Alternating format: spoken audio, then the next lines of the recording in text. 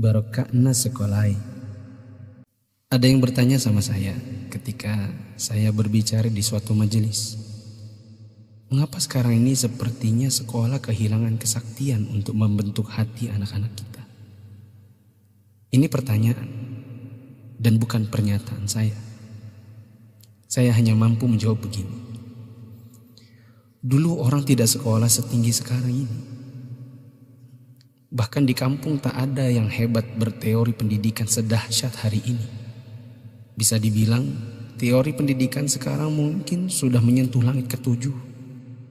Tapi sebenarnya ada yang hilang, yang disebut dengan keberkahan.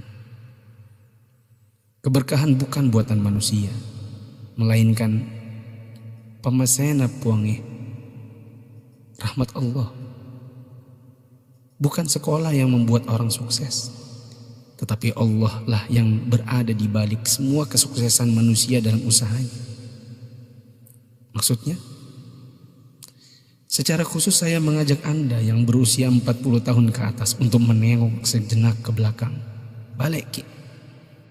Ingat waktu kita sekolah di SD, yang nafas tak baru setengah-setengah, kita sudah disuruh ke sawah, membantu guru matanik menanam padi, membantu guru mencari kayu bakar di dare, di kebun, mengambil air untuk dipakai guru di rumahnya, disimpan di gumbang.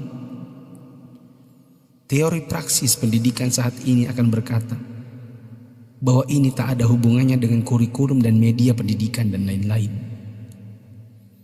Kita disuruh mengerjakan pekerjaan oleh guru yang seakan tiada hubungannya dengan akademik. Bukan itu saja, bahkan mungkin kita pernah menjaga jualan guru.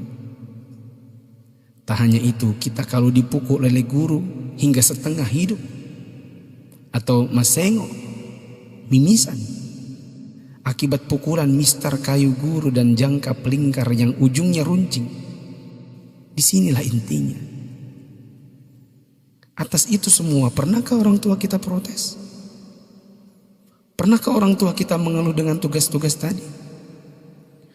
Pernahkah orang tua kita melarang kita ikut ekskul dalam tanda kutip yang saya sebutkan tadi, mencari kayu, mengambil air? Sama sekali no. Orang tua kita tidak pernah mempersoalkan. Inilah mata air yang mengalirkan keberkahan. Atas kesabaran orang tua terhadap dunia persekolahan, Allah pun turun dengan tangannya. Dia membalas kebaikan hati orang tua atas penghormatan terhadap guru dan eksistensi sekolah yang bahkan mungkin dengan segala kelemahan. Tak perlu pakai teori pendidikan, sebab orang tua kita tak paham itu semua. Tapi teori dan kehendak Allah yang berlaku. Inilah yang disebut dengan barakah, keberkahan. Boleh jadi kita sudah jauh berjalan, tapi mari kita tengok sejenak betapa hebatnya pendidikan orang dulu. Kebodohan guru zaman dulu dengan ekskulnya, serta kesabaran orang tua dengan ketidakpahamannya, rupanya mengusik Allah Ta'ala dengan menurunkan barakah pamasya atas berkat rahmat Allah.